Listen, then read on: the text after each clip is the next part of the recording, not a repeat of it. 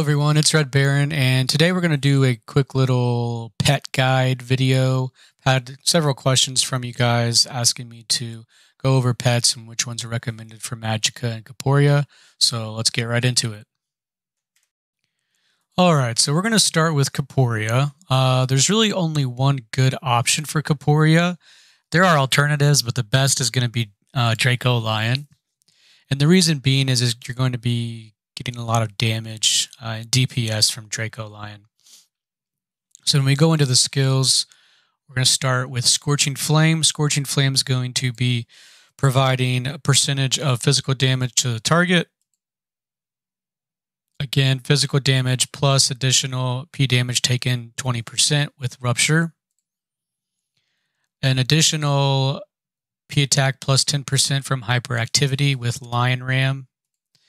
And then here you get another attack with the Combo Assault, target 3 times attack, dealing 179% physical damage.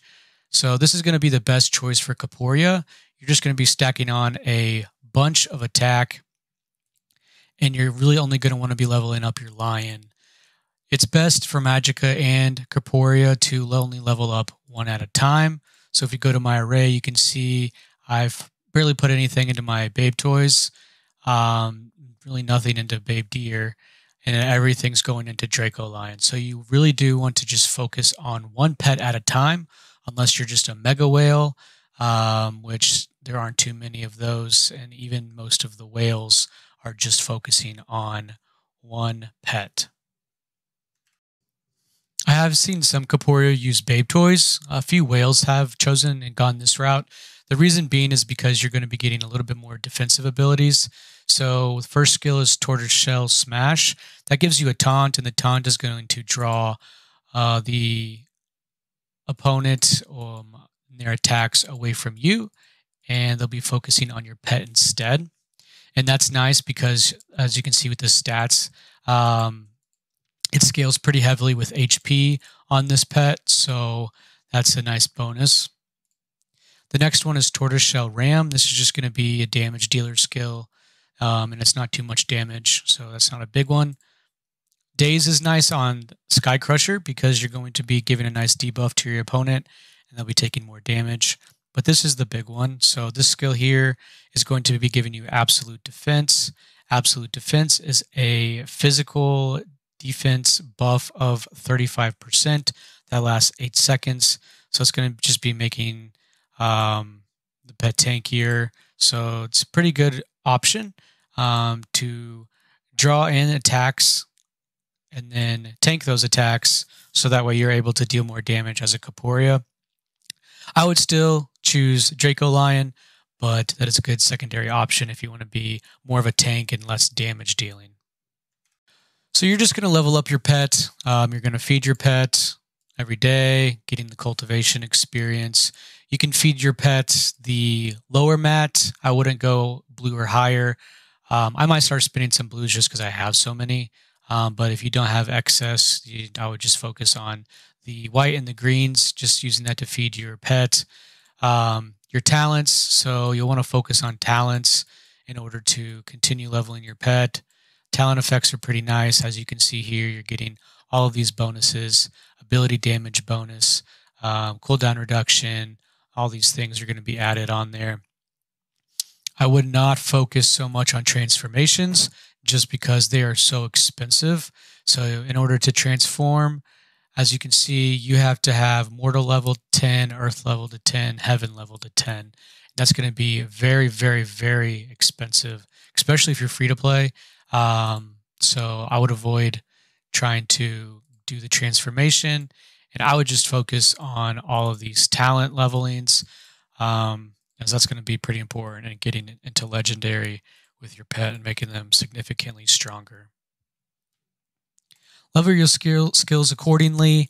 You're going to be eventually hitting caps. As you can see, I've hit a cap here. And then always try and do things that can increase your aptitude. Once you get later into Void Break, you might be reaching those aptitude caps. I've reached it a couple times and had to invest in curios and things like that to increase them. That way I can continue investing into this pet. For Magicka users, I've seen two. I've seen Worm being used, and I've seen Fox being used. I think most people will go Fox, especially from what I've seen with some of the whales in our servers. They've all kind of transitioned over to Fox. So Fox is a good one. You'll be getting your M attack and M damage. You do get a CC, so paralysis, which is very nice. I think that's why most of them for PvP are swapping over to this one, because you get the nice CC and stun. You do get P evasion bonus, and then that's going to be countering all of us Corporia, unfortunately. And then you get disperse, which is going to be pretty nice as well. So this seems to be the route that most people are taking for Magicka users. The alternate would be Worm, more M damage skills. We have Rupture, so they're going to be taking additional damage. They have a decrease in M defense, so they're going to be taking more damage. And then just another skill here, adding more magic damage. So this is going to be more of your damage dealer pet if you want to be doing more damage. And then if you want to go PvP route with some CCs, you can go Fox, have a little bit more utility with.